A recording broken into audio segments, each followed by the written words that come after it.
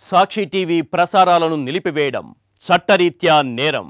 సాక్షి TV ప్రసారాల కోసం మీ స్థానిక cable ఆపరేటర్ను వెంటనే సంప్రదించండి. డిటిహెచ్లో ఇంటర్నెట్లో కూడా సాక్షి టీవీ ప్రసారాలను వీక్షించవచ్చు. నిర్మాణ రంగాన్ని సంక్షోభంలో నెట్టిన కూటమి సర్కార్ తీరుపై భవన నిర్మాణ కార్మికులు ఆగ్రహం వ్యక్తం చేస్తున్నారు. ఎన్నికల మేనిఫెస్టోలో ఇచ్చిన హామీలను అమలు చేయాలని కోరుతూ ఏలూరు జిల్లా కలెక్టరేట్ వద్ద నిరసన చేపట్టారు.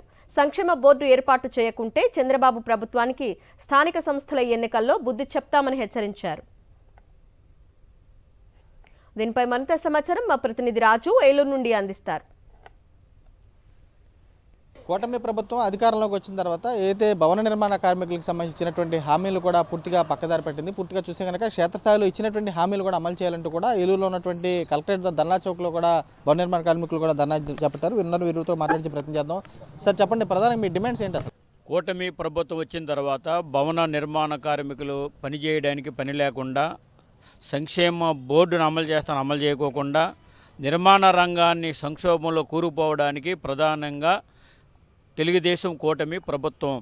ఈ ప్రభుత్వం అధికారంలోకి వచ్చేటప్పుడు ముందుగా ఎన్నికల సభలో ప్రతి సభలో కూడా డిప్యూటీ సీఎం కానీ లోకేష్ కానీ సంక్షేమ బోర్డు మేము అధికారంలోకి వస్తే 100 రోజుల్లో సంక్షేమ బోర్డును అమలు చేస్తామని చెప్పడం జరిగింది. కార్మికులు నమ్మి ఓట్లు వేసి గెలిపించారు.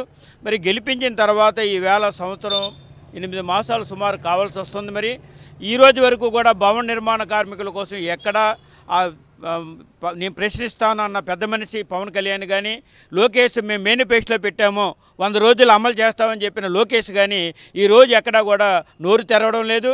అసెంబ్లీలో చర్చించాలని చెప్పాం, అసెంబ్లీలో చర్చించలేదు. కొన్ని భవన నిర్మాణ కార్మికులు సంక్షేమ బోర్డు అమలు చేయడానికి ప్రభుత్వానికి డబ్బులు లేవు, ఖర్చు పెట్టడానికంటే ప్రభుత్వానికి ఖర్చు పెట్టవలసిన అవసరం లేదు.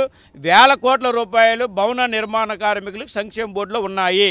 ఈ భవన నిర్మాణ కార్మికుల సంక్షేమ బోర్డును డబ్బుల్ని ప్రభుత్వ అవసరాల కోసం, సంక్షేమ పథకాలు తన అవసరాల కోసం దారి మళ్లించిన నిధుల్ని భవన నిర్మాణ కార్మికుల సంక్షేమ బోర్డుకు జమ చేసి సంక్షేమ బోర్డులో పెండింగ్లో ఉన్న క్లెయిమ్లన్నీ కూడా పరిష్కరించాలని చెప్పేసి ఈ ప్రభుత్వాన్ని డిమాండ్ చేస్తున్నాం. కూటమి ప్రభుత్వం ఎలక్షన్ టైంలో భవన నిర్మాణ కార్మికులు ఎంతోమంది ఉన్నారు.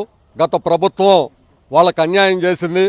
మేము గనక అధికారంలోకి వస్తే 100 రోజుల్లో సంక్షేమ బోర్డుని కొనసాగించి ఉచిత ఇసుక ఇస్తాము, పెండింగ్లో ఉన్న క్లెయిమ్లు అన్ని ఇచ్చేసి వాళ్ళకి సంక్షేమ బోర్డుని కొనసాగించి భవన నిర్మాణ కార్మికుల్ని ఆదుకుంటామని చెప్పేసి అనేక వాగ్దానాలు అనేక సభల్లో కూడా వాగ్దానం చేశారు. కానీ సంవత్సరంన్నర దాటినప్పటికి కూడా ఈరోజు కూడా భవన నిర్మాణ కార్మికులు ఈ ప్రభుత్వానికి కనపడతలేదు.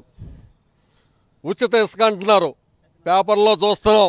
లారీలు చెక్క పోస్టులు దాటి ఆంధ్ర బోర్డర్ దాటి తెలంగాణలోకి వెళ్ళి అధిక ధరలకు అమ్ముతున్నారు. ఎక్కడయ్యా నీ ఉచిత ఇసుక అని మేము ప్రశ్నిస్తున్నాం. మీకు ఒకటే చెప్తున్నాం, ఈ భవన నిర్మాణ కార్మికులు సంక్షేమ బోర్డుని కనుక మీరు కొనసాగించకపోతే రాబోయే స్థానిక ఎన్నికల్లో మీకు తగిన గుణపాఠం చెబుతామని ఏలూరు జిల్లా భవన నిర్మాణ కార్మికులు హెచ్చరిస్తున్నాం. 32 రంగాలకు సంబంధించినటువంటి కార్మికులకంతా కూడా తీవ్ర ఇబ్బందులు పడుతున్నారు. కూటమి ప్రభుత్వం ఎన్నికల్లో ఇచ్చినటువంటి హామీలు కూడా అమలు చేయాలి, లేకుంటే స్థానిక సంస్థల ఎన్నికల్లో కూటమి ప్రభుత్వానికి బుద్ధి చెబుతామని చెప్పి కూడా భవన నిర్మాణ కార్మికులు కూడా హెచ్చరిస్తున్న పరిస్థితి కూడా కనబడుతుంది. రమణతో రాజు, సాక్షి టీవీ, ఈ రోజు జిల్లా. సాక్షి టీవీ ప్రసారాలను నిలిపివేయడం చట్టరీత్యా నేరం. సాక్షి టీవీ ప్రసారాల కోసం మీ స్థానిక కేబుల్ ఆపరేటర్ని వెంటనే సంప్రదించండి. డిటిహెచ్లో ఇంటర్నెట్లో కూడా సాక్షి టీవీ ప్రసారాలను వీక్షించవచ్చు.